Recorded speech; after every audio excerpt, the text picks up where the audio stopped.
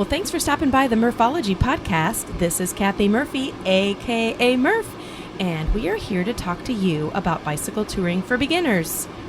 My guest today is Dana. Hey, Dana. Hi, Murphy. How are you? Good. How are you? Good. Well, listeners can't see us, but we are in your RV, which is pretty darn cool. Yeah, I love it. It's like I don't recall, 1970s? Yeah, something in there. Something in that era. Yeah, and you and your husband completely gutted it and started over. I think this RV is named and has its own Instagram account. Is that true? It does. Do you want to tell the listeners in case they're on their computers now? Its name is Edith. We decided to come up with an old-fashioned name because she does come from an era not of ours. Yes. And, well, actually, we were born in that era, so it's not like it's not our era. Right. Anyway, her Instagram is Edith the RV. Nice. And the pictures are pretty cool. Yeah. I think my dog makes a cameo in your She does. Edith the RV. She does. She likes the RV. Yeah. Okay, so you are on the Murphology Podcast because you have done your fair share of bicycle touring, and you are still doing bicycle touring. I am. Okay. So we're going to ask you a few questions, and you and I will probably just talk back and forth about bicycle touring because we both do it, and we both do it together. We do. Yay. Okay, so this is a question I try and ask a lot of people. How do you define bicycle touring? I know. Okay, so bicycle touring to me means that when you go somewhere on your bike, everything that you need for that day, for that night, however long you expect to be gone, is on your bike. It's not carried by anybody else. It's not carried by a support vehicle. It's literally on your bike. Right. So you're talking maybe if you're staying overnight, your sleeping gear, your clothing, your snacks. Yep. There's actually, I've seen a bike team from Colorado that literally have a kitchen sink on the back of their bike. Yeah. Have you seen them? Team Bad Boy? Team Bad Boy. Yeah, they're awesome. One of them has a full bar. One of them has a kitchen sink. Yep. One of them has a grill, and they used to have a canoe. I don't know if they still do. One guy used to have a lawnmower too, or like one of those things that so they could set up when they camp. Somebody would have the lawnmower to move, or it's not a lawnmower; it's one of those hand-powered ones. Yeah. But he used to carry that. I don't know if they still do. Yeah, those guys are hardcore. I was always behind them. I always wanted to get into their bar somehow. Find while out I was what moving. they had. Yeah, I wonder if they have ice in there. But they do not. Maybe we'll see them next week, which we'll talk about in a second. Okay. Okay, I think that's a good definition of bicycle touring for sure. Do you remember or do you recall how you got into bicycle touring? Well, I did the usual being on a bike team for a couple of years during RAGBRAI, and I always saw the people that were, they were usually a little bit behind the big bubble, they call it on RAGBRAI, with the big group of people. And I was really interested in not being dependent on a bus, not being dependent on anybody but yourself, and that's essentially what those people were doing. And I was really wanting to be part of that group. And so you did? Yeah, so I took steps to become part of it, yeah. Awesome. Yeah, it's amazing when I look back, because my story would be similar, where I saw those people and I'm like, I wouldn't have to wait in town for my bus and my gear if I had it all on my bike. Yeah. And I've definitely grown, changed since that very first year, which I think we might touch on a little bit later. Oh, yeah. Because we both have the same story. Yeah. Okay, name a few places you've been on your touring bicycle. Been to several. Offhand, I can think of Lanesboro, which is Minnesota. Yep. We did a bike tour around there. They have a spot with really amazing pie that I can't think of the name of right now. Oh, yeah. But it is on that trail. It is the best pie I've ever had. Not nearly as good as the stuff I've had in RAGBRAI, but it definitely is up there. And we went to Savannah, Illinois recently. That was on the Great River Trail, which is really beautiful. Yeah, I was with you. I know you were. I know. We had a good time. We did have a good time, except for the torrential rain. Yes. Which was one of my favorite parts, actually. Oh my gosh. Yeah. All right. I think my shoes are still wet. Anyway, and you've mentioned RAGBRAI a couple times, and hopefully most listeners, especially if they know me, have heard me talk about RAGBRAI on the Just Go Bike podcast, because our host is the RAGBRAI executive director. But RAGBRAI is a bicycle ride it's actually a tour across Iowa. So people I think they max it out at about 15,000, and I do believe it sells out every year. Yep. And it's 7 days of bicycling, and people do it every which way. They go on bus, their teams are on buses. Some people are in RVs. We do it self-contained, so we're bicycle touring. Yep. Some people try and go really fast each day, and then some people go really slow. So it's an amazing tour. I think I know it's the oldest and longest bicycle tour in the world. Awesome. I know, pretty cool. That is cool. ragbri.com is the website if you are not familiar with it. So, so back to you specifically, what kind of bike do you ride? For touring, I ride my Salsa. A Salsa, all right. And you said you have a name for it? I do. It's blue, like a really pretty, like periwinkle blue. And my mom was a huge fan of Frank Sinatra, so its name is Frank for Blue Eyes. Oh, that's awesome. Yeah. And it's funny. I've posted a couple pictures on Instagram on the Bicycle Touring for Beginners Instagram account of our bikes together, because mine's pink and then yours is like blue, so they look pretty cool together. They do look cool together. Yeah.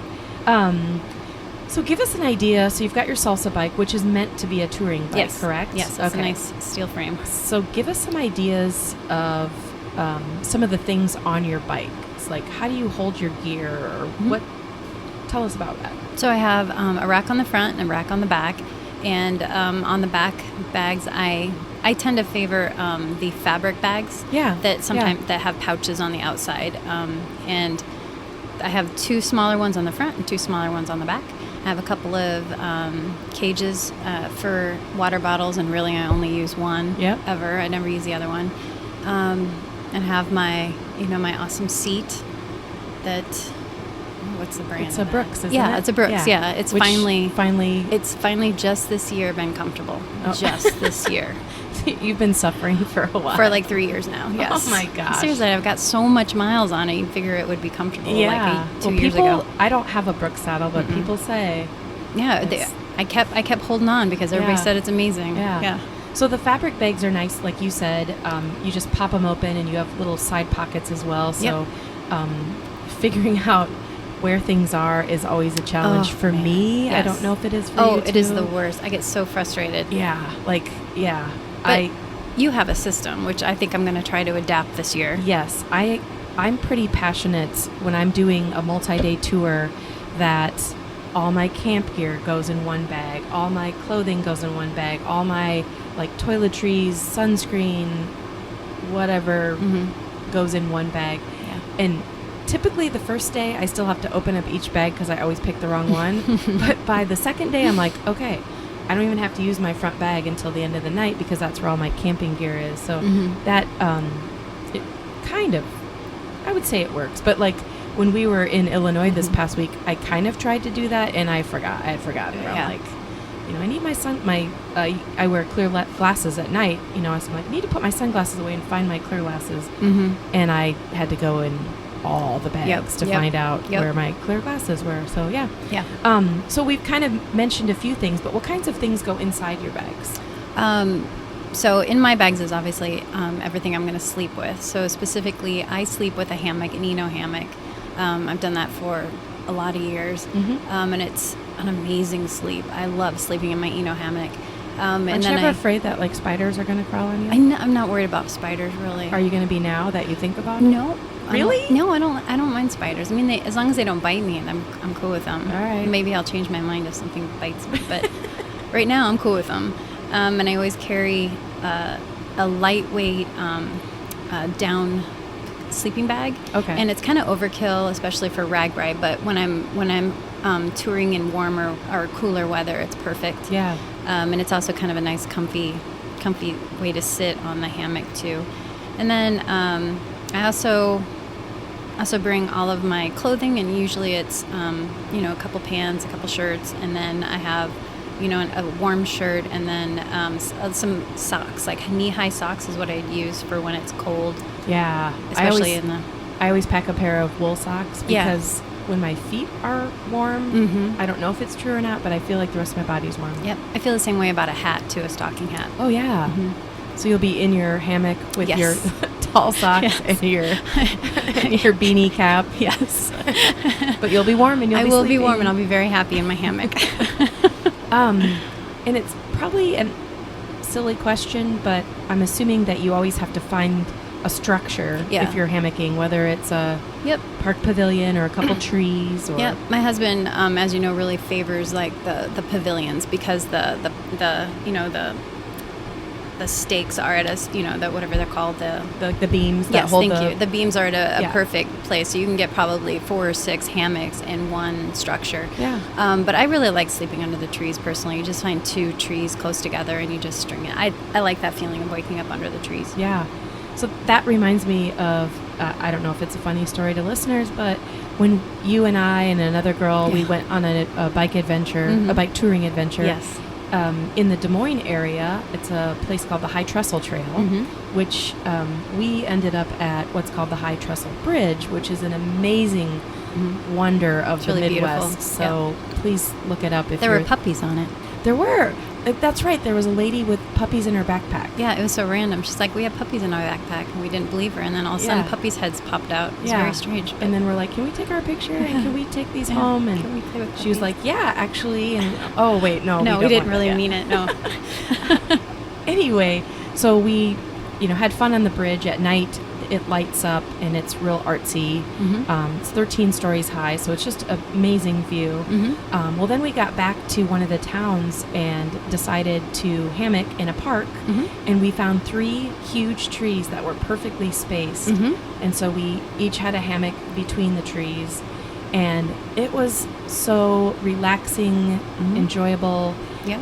And then even in the morning, it started raining, but we were under those huge trees, so we could hear it. Yeah. And we're all like, it's going to hit us eventually. Eventually it'll get us. And then we decided to leave, and then it really got us. Yeah, and then it got us good, yeah. But then I think we ducked in somewhere and had a Bloody Mary and let the rain do its thing. Yeah.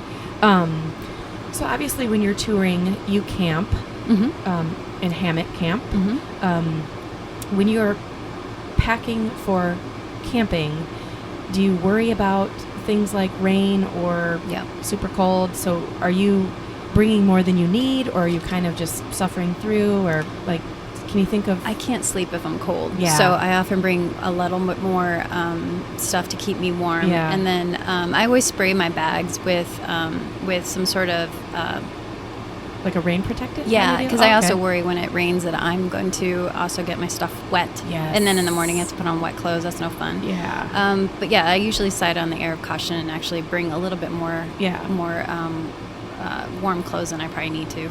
But the nice thing about like a hammock is that you're kind of in a cocoon anyway, and you said you had your warm blanket. Yep. Throw on your socks. You can probably throw on a long sleeve shirt or jacket, or even your rain jacket if you're really cold. Yeah, just layer. And your hat, and boom. Wearing all the clothes. All of the clothes. From Friends, remember that episode where he's wearing all the clothes. That's right. So I get asked this question quite a bit, but if someone were to ask you, why do you carry all that stuff on your bike? What would you say? Because I can. I'm able to. Like, I am strong enough. I have a great bike. I have bags that can put on my bike. I'm very excited now that I am able to carry all of the stuff I could possibly need on a touring by myself. Like, I don't need my husband to carry a couple of things for me. Like, it's all on me. Right. Like, my answer is because I can. Yeah. Like, why not? Yeah. Why not? And you said, you can carry all the stuff that you want or that you need, which brings me to a point. So here I am on RAGBRAI last year, and I believe I was cycling by myself. I was also self-contained. I had all my stuff with me. Yep. And there's this massive hill. And one thing about being on a touring bike is that you still have all that weight on your bike when you're going up a hill. Yeah, so, you feel it on the hill. Yeah, but the nice thing is there's so many gears. So I was down in my granny gear and suffering and sweating. And I look up, and there's a full dinosaur, like T-Rex. T-Rex, running up and down the hill, cheering people on to get up the hill. And so I started laughing, and then I realized it was your husband. And then I look further, and then there's you and another girl, and you're both wearing like a raccoon mask. Yep.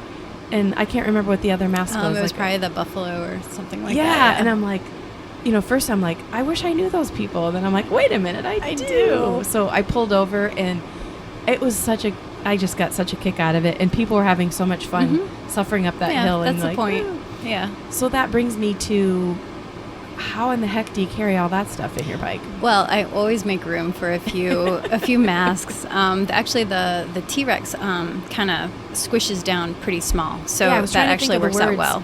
But it just up, inflates. Kind of. Yep, it just inflates. Yep. And you just have to make sure we bring a couple of different sets of batteries. Oh, yeah.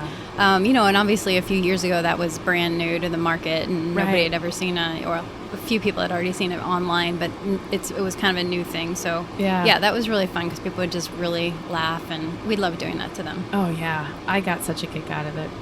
How about name a couple items that you always carry when you're on your bike? Okay. Besides T-Rex. Yeah, well, usually T-Rex is always in there.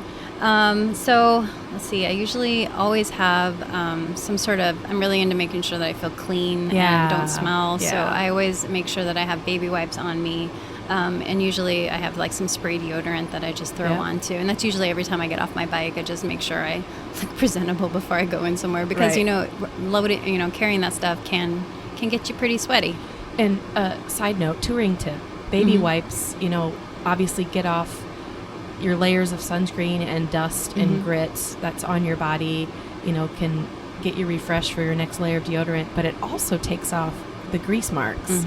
Oh, if you get them on your calves. Always. Seriously, I'm not a newbie and I get them all the time. It's so annoying. But the baby wipes just swoop that right off, and then you don't have to think about it. Yeah, exactly. So, I like those.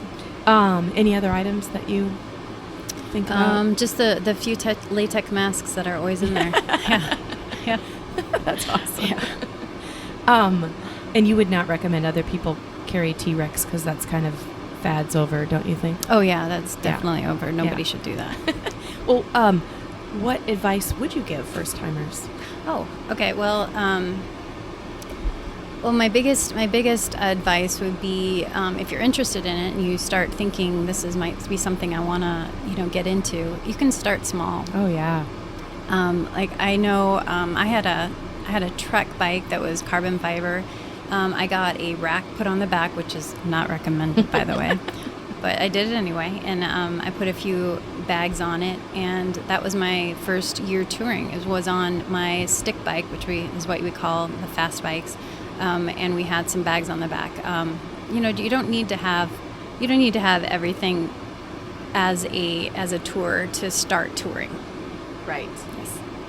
And I would say, to your example, my first couple years of touring, I was on a mountain bike, and then I got smart enough to take the mountain bike tires off and put the slick tires on. Yeah, that was smart. And then for some reason, I decided to change to a road bike, like you said, a carbon fiber bike. Yeah. And I put a rack on the back. Also, the bike shop did not recommend it. Do that.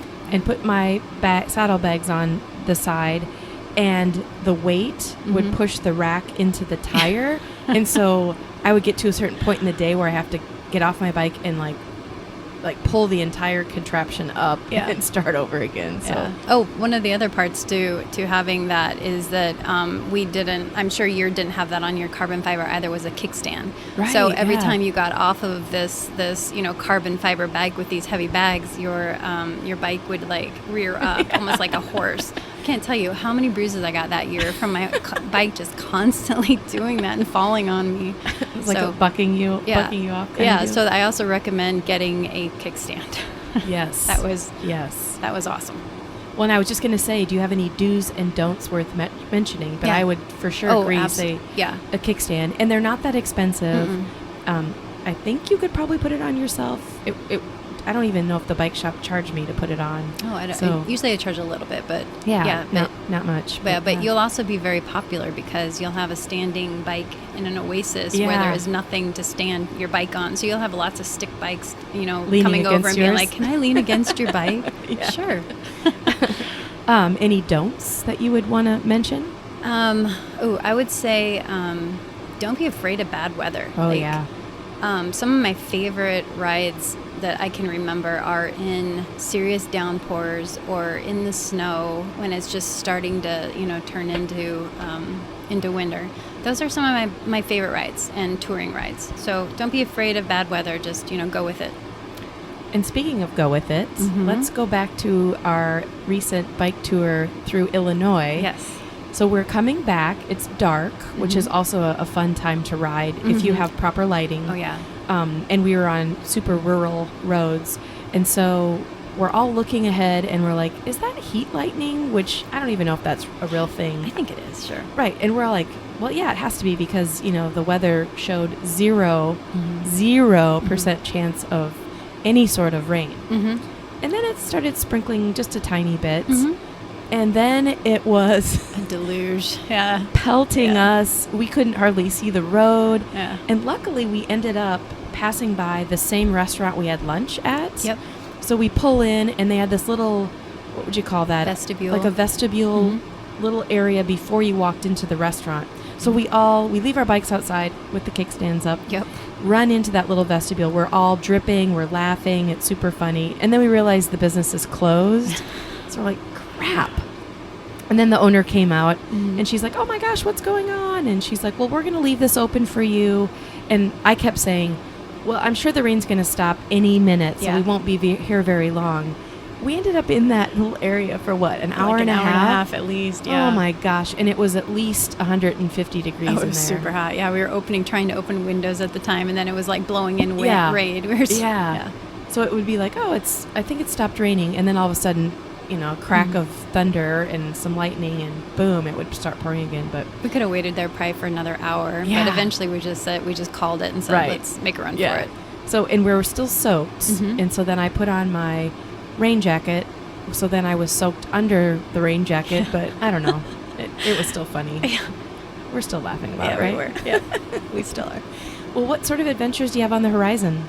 Well, we have the RAGBRAI coming up. Yeah. We leave on Wednesday. It starts technically later on in the week. Yep. But yeah, that's what we got coming up. So this particular year, which is 2019, RAGBRAI starts in Council Bluffs, but we are starting in Cedar Rapids. So Dana and I are part of a small group that's going to load all of our stuff on our bikes and literally just bike from our hometown here and get as far as we can get and then join RAGBRAI and then ride it back. So I'm super excited. I am too. I've done the ride out, but not part of a group before. So I'm a large group. So I'm really excited to see how it goes. Awesome. Yeah, it'll be fun.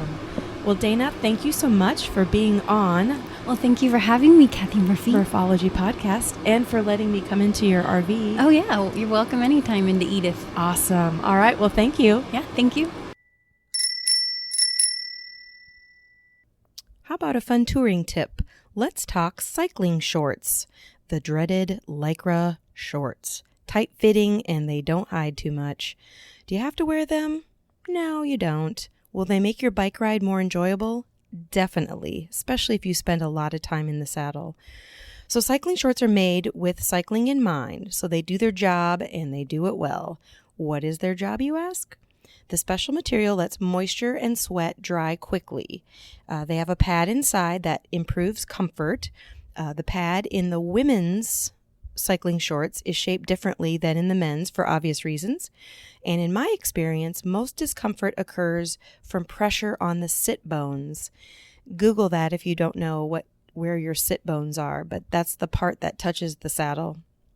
So a proper saddle and a good pair of cycling shorts will help tremendously, and the skin around the sit bones will get less sensitive as you ride more. I guess think about it as like the last time you did intense yard work like raking. If you just jumped in, raked the whole yard one day, you can surely remember the pain, the blisters, your poor hands. Now imagine you raked 5 times a week all summer long. By fall, you can bet those hands are calloused and thick-skinned and much, much happier. So same goes for your body and your sit bones. One side note, extra touring tip for you. About Lycra shorts. You should not wear underwear under your Lycra shorts. Please don't. The whole point of Lycra shorts is to provide you with a nice pad that fits snug against your skin and wicks away moisture as you sweat. So adding a layer of cotton underwear will do a couple things. You're going to get sweaty.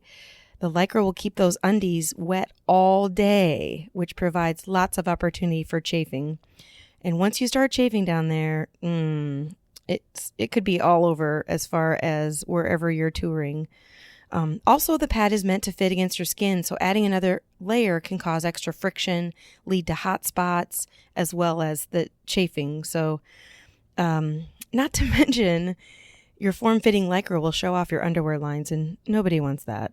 So, don't wear your underwear with your Lycra. Either wear your underwear with regular shorts, or wear your Lycra shorts, put a pair of shorts over them if you don't want people to see you in Lycra, but just don't put anything between your Lycra padded shorts and your body. There's your touring tip this week. Well, listeners, that's it for this week. Check out murphologypodcast.com and email me at murphologypodcast@gmail.com. I certainly appreciate you, and thanks for taking the time to tune in and listen to the Murphology Podcast. I'll leave you with this quote from the Unwritten Book of Murphology. This quote comes from Karen Kilgariff. "We barely get any time on this planet. Do not spend it pleasing other people. Live life exactly how you want to live so you can love the life you make for yourself." Think about it.